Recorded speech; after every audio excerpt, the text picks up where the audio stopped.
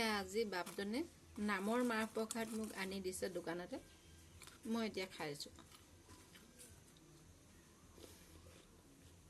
এয়া চাওকচোন, কলবোৰ ধুনীয়া ধুনীয়া, বহুত ডাঙৰ ডাঙৰকৈ দিছে। এয়া আমাৰ লেখাপানী প্ৰাথমিকৰ দুলু গগৈ বাপজনৰ গৃহত নাম আছিলে, তাৰে মাহ প্ৰসাদ বাপজনে লৈ আহিছিলে, সেয়াকে মই খাইছোঁ। আজি এই মাহ প্ৰসাদখিনি খাই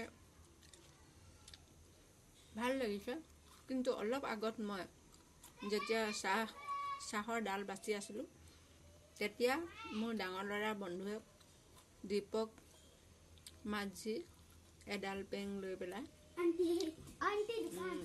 আলিৰ ফালৰ পৰা আহি আছিলে। ল'ৰাটোক দেখি মোৰ খুব বেয়া লাগিলে, কাৰণ আমাৰ ডাঙৰ ল'ৰা বন্ধুৱে হয়, সি এটা ছাইডৰ পৰা নামফাইৰ পৰা আহি আছিলে, আছাম নামফাইৰ পৰা। তেতিয়া এখন তেলৰ গাড়ীয়ে পাছফালৰ পৰা তাক মানে এনেকৈ স্পীড ব্ৰেকাৰে আছিলে নে কিয়ে নে, তেতিয়া তাক খুন্দা মাৰি দিলে। বাইকৰ যিটো গাৰ্ড থাকে, সেই গাৰ্ডটো আৰু সেই গাড়ীখনৰ গাৰ্ড দুইটা লাগি তাৰ ভৰিখন 8 পিচমান হৈ গৈছিলে, আৰু বাওঁ ভৰিখন ভাগি তাৰ বাউসীত লাগিছিলেহি। এতিয়া সি খোজকাঢ়িছে যদিও ওখ ডাঙৰ ল'ৰা, বেয়া লাগিছে। সি মোক দেখিয়ে মোৰ ডাঙৰ ল'ৰাৰ কথা কৈছে আৰু তাক চাবলৈ বিচাৰিছে। গতিকেলৈ শুনো, তুমি দীপকলৈ ফোন এটা কৰিবা।